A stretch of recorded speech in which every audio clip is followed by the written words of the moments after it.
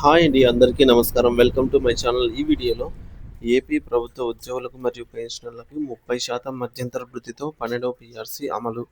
దీనికి సంబంధించిన పూర్తి తాజా సమాచారాన్ని వీడియోలో తెలుసుకుందాము.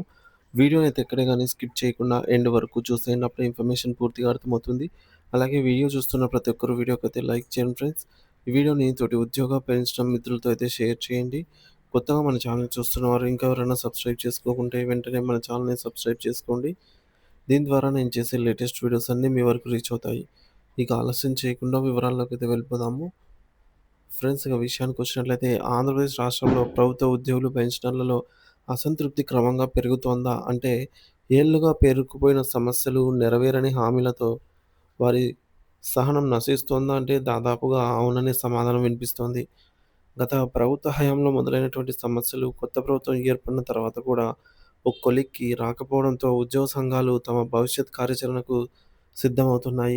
జాయింట్ స్టాఫ్ కౌన్సిల్ సమావేశం జరిగినా స్పష్టమైన హామీలు లభించకపోవడం ఈ యొక్క అసంతృప్తికి మరింత ఆజ్యం పోస్తోంది.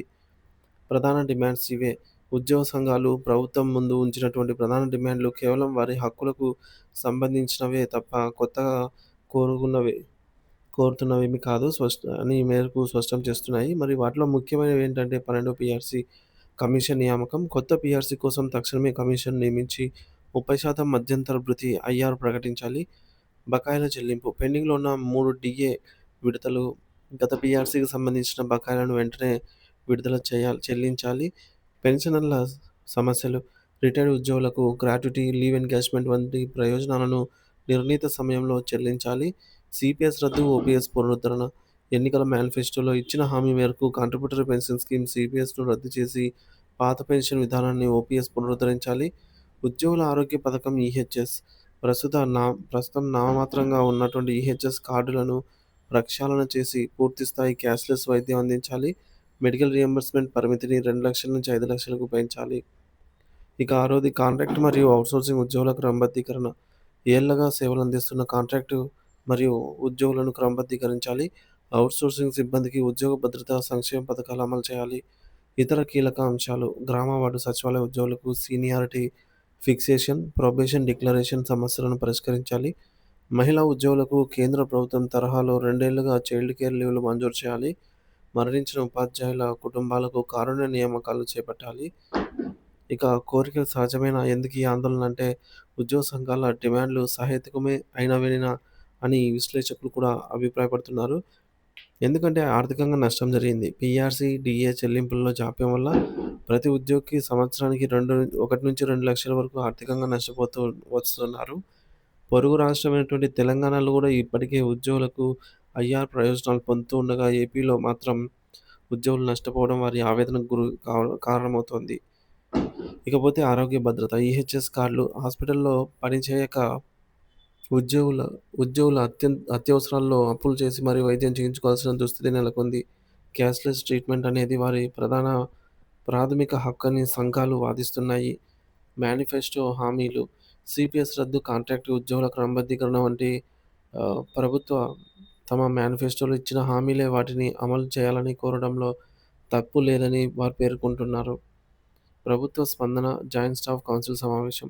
సుదీర్ఘకాలం ప్రభుత్వ తర్వాత కొత్త ప్రభుత్వ అధికారంలోకి వచ్చినాక ముఖ్యమంత్రి చంద్రబాబు నాయుడు ఆదేశాల మేరకు జాయింట్ స్టాఫ్ కౌన్సిల్ సమావేశం జరిగింది. అయితే ఈ సమావేశానికి సీఎం హాజరు కాకపోవడం, ప్రభుత్వ వాదన కార్యదర్శి అధ్యక్షతన వహించడంపై కొన్ని సంఘాలు అభ్యంతరం వ్యక్తం చేశాయి. సమావేశంలో సమస్యలను సానుకూలంగా పరిష్కరిస్తామని ప్రభుత్వం హామీ ఇచ్చిందే తప్ప ఏ ఒక్క డిమాండ్ పైనైనా నిర్దిష్ట కాలపరిమితితో కూడినటువంటి స్పష్టమైన ప్రకటన అయితే ఇంతవరకు రాలేదు. ఈ నేపథ్యంలో AP JAC Amaravati chairman Bopparaju Venkateswarlu ప్రభుత్వానికి కీలక హెచ్చరిక జారీ చేశారు. మా సమస్యల పరిష్కారానికి ప్రభుత్వానికి 3 నెలల సమయం ఇస్తున్నాం. ఈలోగా మాకు రావాల్సిన బకాయిలు చెల్లించాలి. లేదా కనీసం ఎవరికెంత బకాయి ఉందో పేస్లిప్‌లో అయినా స్పష్టంగా చూపించాలి. అలా చెయ్యని పక్షంలో మా తదుపరి కార్యాచరణ తీవ్రంగా ఉంటుంది అని ఆయన ప్రకటించారు. గత ప్రభుత్వ హయాంలో 90 రోజుల పాటు ఆందోళన చేసిన విషయాన్ని ఆయన గుర్తు చేశారు.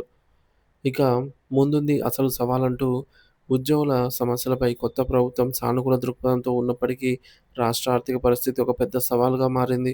హైకోర్టు సైతం డీఏ, పీఆర్సీ బకాయిలపై ప్రభుత్వాన్ని వివరణ కోరింది. తక్షణమే ఐఆర్ ప్రకటన, 1, 2 డీఏల చెల్లింపు వంటి పాక్షిక పరిష్కారాలకు ప్రభుత్వం మొగ్గు చూపే అవకాశం ఉంది. అయితే సీపీఎస్ రద్దు వంటి పెద్ద నిర్ణయాలకు కేంద్రంతో సంప్రదింపులు, భారీ ఆర్థిక వనరులు అవసరం. ఉద్యోగులు అడుగుతున్నది ప్రత్యేక రాయితీలు కాదు, తమ హక్కులను మాత్రమే. ప్రభుత్వం, ఉద్యోగ సంఘాల మధ్య నిరంతరం చర్చలు జరిగి నమ్మకం కలిగించే దిశగా అయితే అడుగులు పడితేనే ఈ సమస్యకు సామరస్యపూర్వకంగా పరిష్కారం అనేది లభిస్తుంది. లేదంటే రానున్న రోజుల్లో ఉద్యోగ సంఘాల ఆందోళనలు తీవ్ర రూపం దాల్చే ప్రమాదము ఉంది. సో, ప్రభుత్వంపై ఉద్యోగుల అసంతృప్తి ఈ విధంగా అయితే ఉంది. హామీల మేరకే హామీలకే పరిమితమా? పరిష్కార దిశగా అడుగులు పడతాయా లేదా అనైతే ప్రశ్నార్థకంగా మారింది. ఏళ్లుగా, కొన్ని సంవత్సరాలుగా పేరుకుపోయిన సమస్యలు, నెరవేరని హామీలతో ఉద్యోగ, ఉపాధ్యాయ, పెన్షనర్లలో పెరుగుతున్న ఆందోళన ఈ విధంగా అయితే ఉందన్నమాట. సో, మొత్తానికి ప్రభుత్వం ఏ నిర్ణయం తీసుకుంటుంది ఏ ఈ యొక్క పీఆర్సీకి సంబంధించి అనేది మనకు రానున్న రోజుల్లో క్లియర్‌గా తెలియనుంది ఫ్రెండ్స్.